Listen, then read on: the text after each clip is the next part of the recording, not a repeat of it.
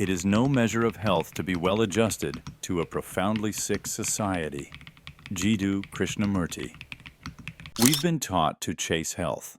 In smoothies, in supplements, in fitness routines, in green powders and cold showers. And yet, the more we optimize, the more spiritually hollow we feel. Something is off. Something no one is talking about. There is a silent crisis happening, not in hospitals, but in hearts. Because the very things we're told are healthy may be slowly numbing the soul. Let's talk about the biggest offender first, the obsession with control. Modern health culture worships control over calories, macros, sleep cycles, dopamine hits, biohacking, data tracking, optimization. But here's the truth. The soul does not thrive in control. It thrives in surrender. And the more we try to control every breath, every bite, every blink, the more we disconnect from the primal intelligence inside us, the ancient rhythm that doesn't need apps to function, the heartbeat that speaks without words. When you only eat what's approved, only move when your ring tells you, only sleep if your wearable blinks green, you stop listening to your body and start obeying a system that looks like health but feels like anxiety. You've turned your temple into a spreadsheet, but that's not all. Let's talk about food. We've been sold the lie that food is just fuel, that it's a formula of proteins, fats, and carbs. Measured, counted, optimized. But ancient cultures saw food as energy, as prayer, as ritual. They didn't just eat to survive, they ate to commune.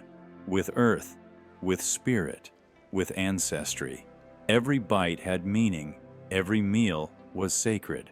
Today, we chug a protein shake while doom scrolling, then call it nutrition. Here's the dark twist. You can be physically healthy and spiritually starving, because nourishment isn't just physical, it's vibrational. You can eat clean, but feel empty.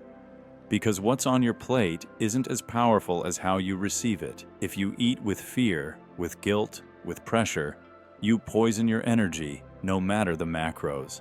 And that brings us to the next illusion, the cult of productivity. Wake up at 5 a.m., cold plunge, journal, grind, win the day. Sounds impressive, looks aesthetic. But here's the cost. You become addicted to doing and allergic to being.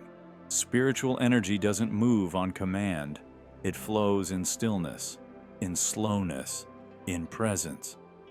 When every moment is a task, a hack, a metric, your soul gets drowned in noise, and the silence that used to nourish you, it vanishes. Quick break. If this is hitting something deep, subscribe and tap the bell. There's more truth coming. And they don't want you to hear it. Let's keep going. Ever noticed how many healthy people are still deeply anxious, overwhelmed, spiritually confused? It's because they've replaced healing with performance. Meditation becomes a race to clear the mind. Breathwork becomes a flex. Fasting becomes punishment. None of that is sacred. It's discipline without devotion. We've spiritualized control, branded it, monetized it, and now even our sacred practices feel like trends. But it wasn't always this way. There was a time when health didn't come from lab reports. It came from alignment, intuition, reverence. We've lost that, or rather, we gave it away. And unless we remember what true nourishment feels like, we'll keep mistaking noise for vitality. In Part 2, we'll reveal the ancient way of restoring sacred health and why the body, mind, and spirit were never meant to be treated separately. Stay with me. Let's begin where we left off, with the illusion of separation. In the modern world, we treat body, mind, and spirit like different departments. Physical health goes to the gym, mental health goes to therapy, spirituality goes to incense and mantras. But the ancients knew better. To them, the body was the altar, the mind, the smoke. the spirit, the flame. They understood that what you do with your body echoes in your soul, and what you feed your mind shapes your vibration. This is why, in ancient Egypt, medicine was not separate from magic. Healing wasn't chemistry, it was ceremony. Priests were doctors. Temples were clinics. Breathwork was prescription. The idea was simple. Nothing heals unless the spirit is aligned.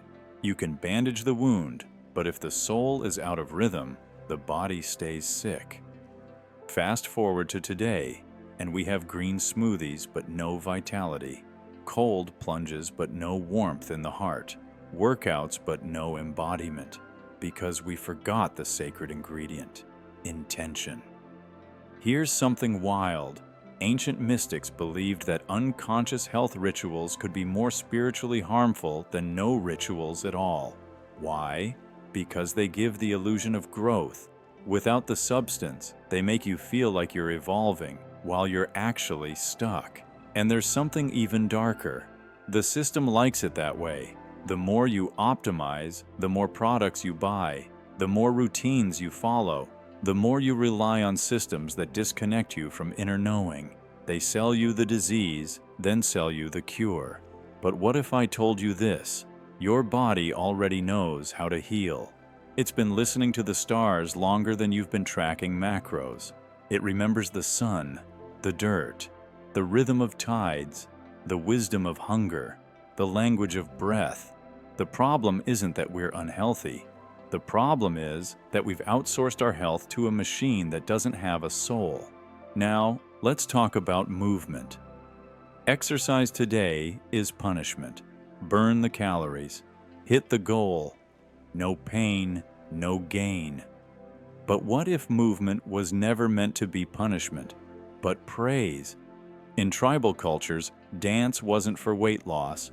It was for liberation, ritual, celebration, union with spirit. They didn't do reps, they did rhythms, because the body isn't meant to be beaten into submission. It's meant to be awakened into joy. When was the last time you moved? Just to feel alive. No goal, no burn, just pure presence. That's spiritual exercise.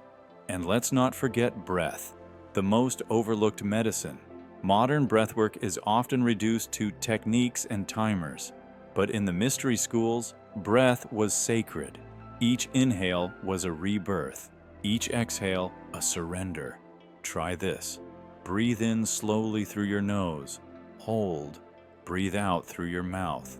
Now again, but this time with attention, with reverence, with the awareness that this breath is keeping you alive, moment to moment.